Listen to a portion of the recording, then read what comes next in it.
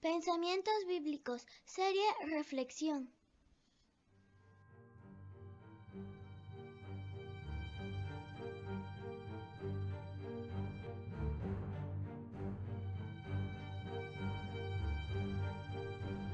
Todos los cristianos dicen creer en Dios, pero creer en Dios es muy diferente a que mis convicciones estén con Él. Tener creencias o convicciones marca la diferencia entre una vida cristiana espiritual y una vida cristiana de fracaso y pecado. Para entender la diferencia, vamos a ver dos casos en los cuales el pueblo de Israel mostró tener creencias en lugar de convicciones. Primer ejemplo. Y se levantó después de ellos otra generación que no conocía a Jehová, ni la obra que él había hecho por Israel. Después, los hijos de Israel hicieron lo malo ante los ojos de Jehová. Jueces capítulo 2, versículos 10 y 11. En el segundo ejemplo, los líderes de Israel vivían la misma falta de convicciones. Acaz no hizo lo que agrada al Señor. Su hijo Ezequías lo sucedió en el trono. Ezequías hizo lo que agrada al Señor, y su hijo Manasés lo sucedió en el trono. Manasés tenía 12 años cuando ascendió al trono, pero hizo lo que ofende al Señor. Extractos tomado de Segunda de Crónicas, capítulos 28 al 33, Nueva Versión Internacional. En el primer ejemplo, un pueblo olvida las misericordias de Dios, y en el segundo caso, un rey excelente no logra convencer a su hijo de vivir en santidad. ¿Nos damos cuenta de la diferencia entre creencia y convicción? En ambos casos se cree en algo, pero las creencias dependen de las circunstancias, de lo que pase alrededor. Si las circunstancias son malas, la creencia pierde fuerza y se adquiere otra creencia que parezca mejor. La convicción, esa no cambia aun cuando todo cambie.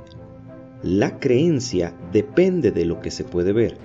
La convicción depende de la fe en lo que no podemos ver. Para desarrollar convicciones en lugar de creencias, Dios dejó un método infalible al pueblo que no pudo tenerlas. Ojalá nosotros sí hagamos caso. Si leemos Éxodo 13:12, vemos a Dios pidiendo a los hijos que pregunten sobre las acciones que Dios hace, mientras que en Deuteronomio capítulo 6, versículos 4 al 9, vemos a Dios pidiendo a los padres que constantemente le hablen a los hijos sobre sus acciones, sobre las acciones de Dios. Dos cosas sencillas: preguntar y declarar las acciones de Dios, porque las acciones de Dios nos llevan a conocer al Dios que está detrás de las acciones. Conocer a Dios nos lleva a amarle más y a desarrollar convicciones en su persona.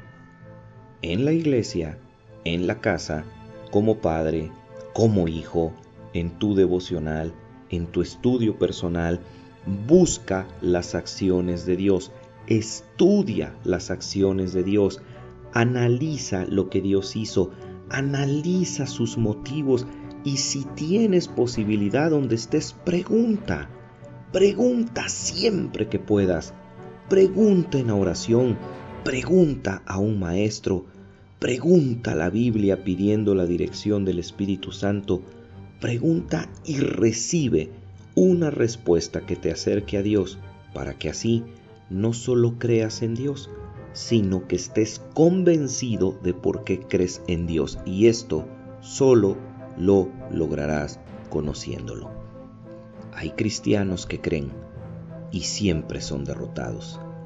Hay cristianos que están convencidos de lo que creen y siempre obtienen la victoria. ¿Qué clase de cristiano eres tú?